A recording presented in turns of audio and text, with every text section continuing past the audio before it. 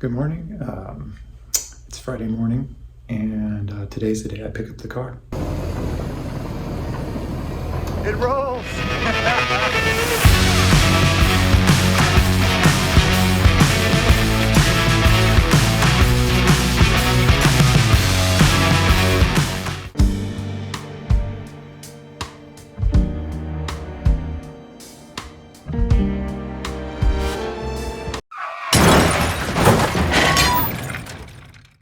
Why, hello.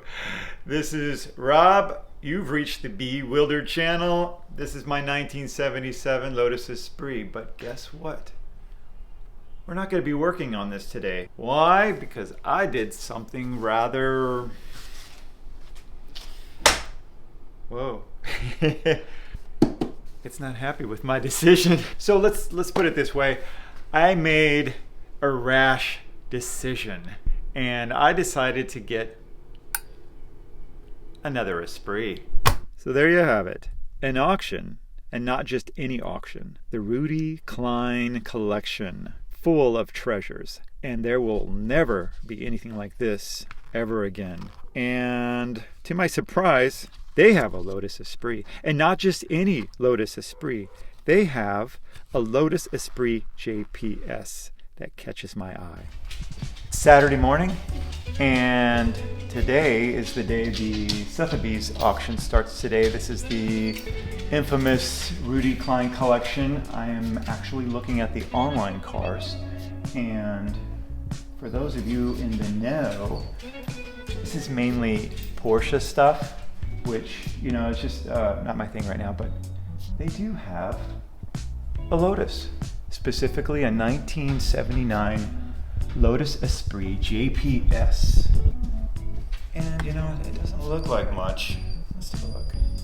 Actually, that's pretty bad, and yeah, there's not much left of it. Obviously a fire or something has happened, but here's the cool thing about this particular vehicle. It still has a drivetrain right here. And for those of you that have seen my other videos, you know that I had some problems with the head. This may have some usable parts for me, so let's see if anybody's bid. I don't think anybody's bid. Maybe I can win it for $10. Look, asking price $10. I can afford that, right? Let's do 20.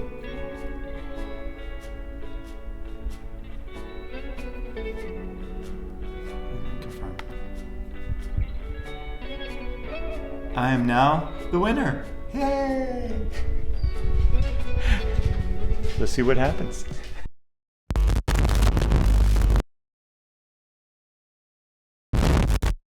And believe it or not, I actually won. Definitely a bargain. At least I hope it was a bargain. But also a major mystery waiting to be solved.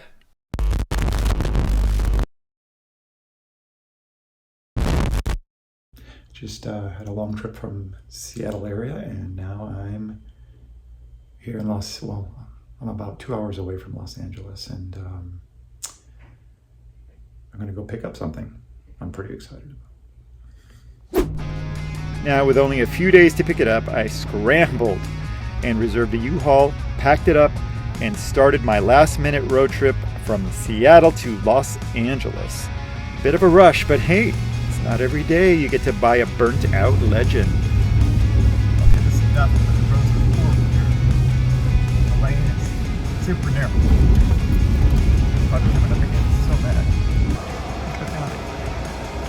I don't know what that is coming out. It looks cool. And I'm here.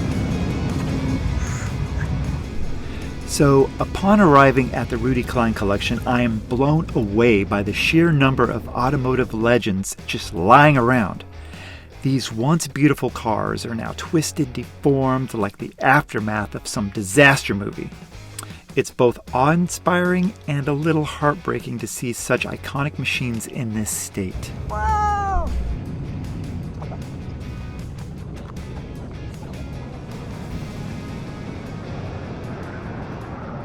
The movement of ice cars going away, all that stuff's just going to get better. There's a Lotus that has been burned to the ground. So, I mean, that's sort of what they do. It'd be a parade float. Yes, parade float. There it is. And there it is. My scorched little Esprit JPS. What happened to this thing?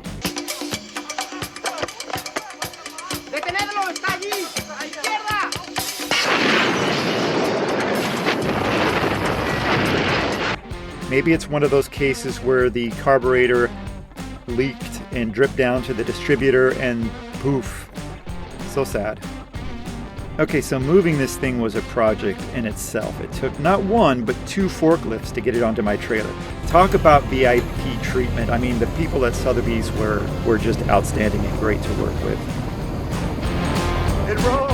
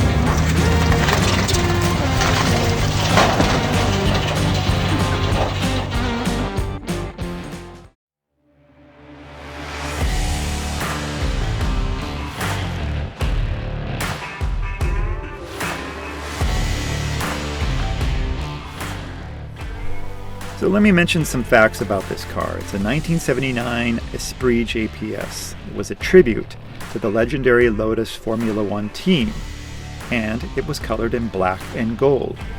Only 147 units were made to celebrate Lotus's 1978 F1 World Champion win, with no other than the driver Mario Andretti. Each JPS edition has a numbered plaque on the dashboard, and it was finished in high gloss black with gold pinstriping, mimicking the look of the F1 car. Some even had signatures of Colin Chapman, Lotus's founder, making them highly collectible. I bet mine doesn't have that. The JPS Esprit had unique interior upgrades like gold stitched leather, and it came with 14-inch gold-painted alloy rims, completing the championship-inspired look. While the JPS retained the 2.0-liter 4-cylinder engine with around 160 horsepower, Lotus added handling tweaks to give it an edge on the road. The JPS edition is more than a car. It's a tribute to Lotus's golden era in F1 racing. Owning one is like owning a piece of motorsport history.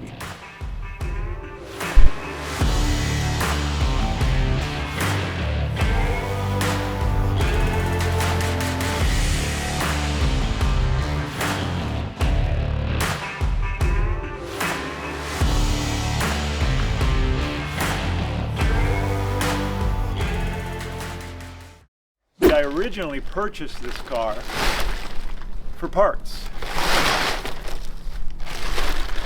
Online it stated that the drivetrain itself was intact, and it is. Some of the carburetors are kind of melted. It does have a transmission.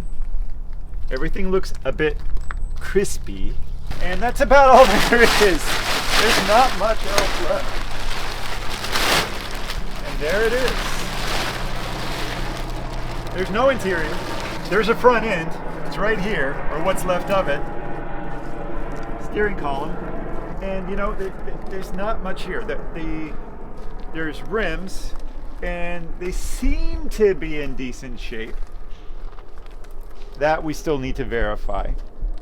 But here's the interesting thing about this car. If you know anything about the Lotus Esprit JPS, you know that there were only 100 made. This particular car appears to be 007, and I kid you not. I'm still doing some of the research on that, but yeah, This might be a Bond car. Is it worth saving? I don't know. What do you guys think I should do? Should we take this car, scrap it, bury it? Should we take this car, use it for parts? Or should I actually try to remake this car? I don't know. You tell me. Because I mean, there's not much left of it.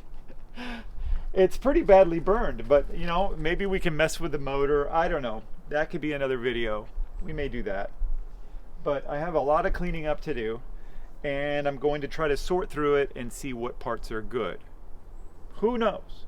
So anyway, let me know what you think. Put it in the comments. I'd love to hear your thoughts. Should I just bury the thing? Should I just put it out of its misery?